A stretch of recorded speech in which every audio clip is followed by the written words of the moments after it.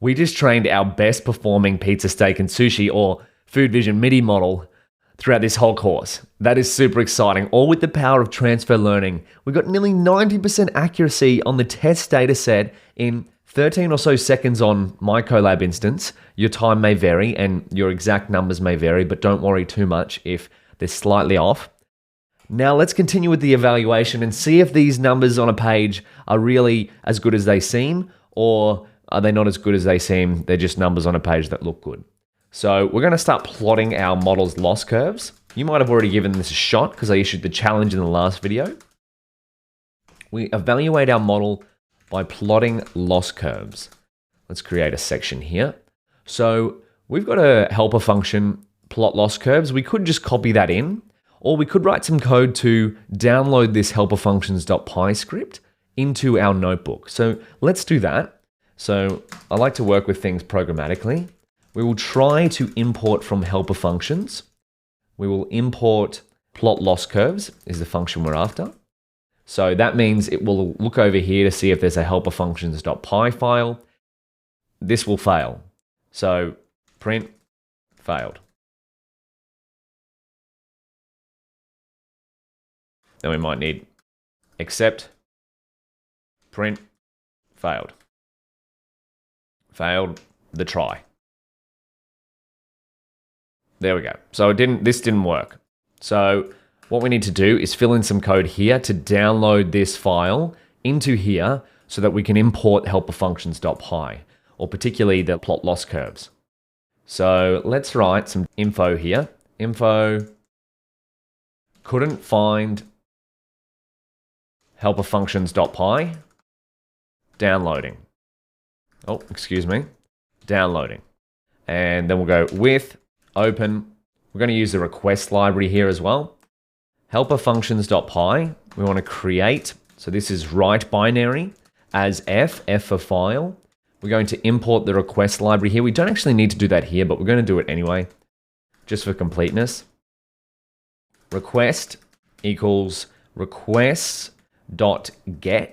So we want to get the download or the raw version of this. So this is PyTorch Deep Learning, and this is helperfunctions.py, and we want to copy the link of the raw version.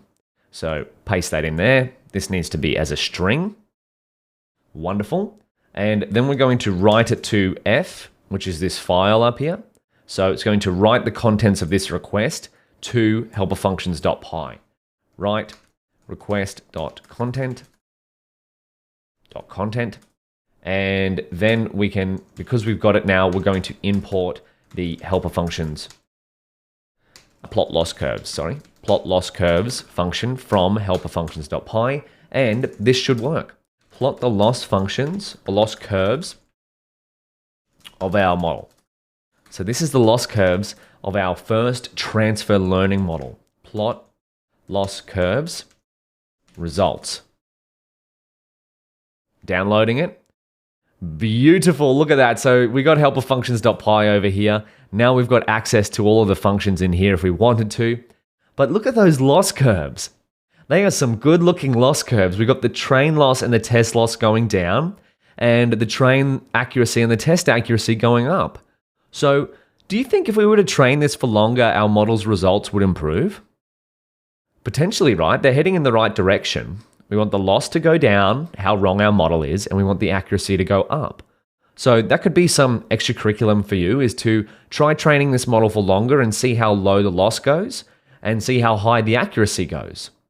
But also another challenge for you is to, if we look into here, this is section 4. We had a look at what should an ideal loss curve look like. So I'm going to just copy this here and I'm going to write,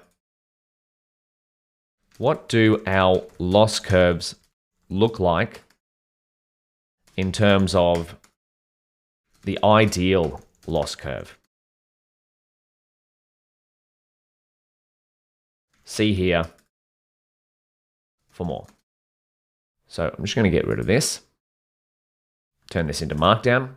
So if we go back, recall, here is what the ideal loss curve, the Goldilocks loss curve, train and test loss go down similarly.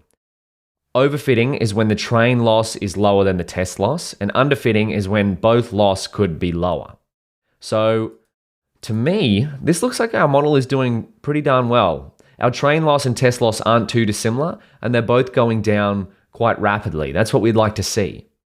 But if we would go here, how to deal with overfitting, so our train loss is lower than the test loss, one way to improve that is transfer learning, which is what we've done here. We've used pre-trained weights for our own problem.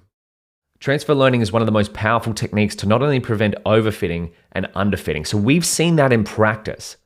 So if you'd like to read a little bit more on this, we've covered this in a previous video, but now that we've seen some good loss curves, just go back and have a read of this again and see what it jogs in your memory in the terms of the loss curves that we've got here.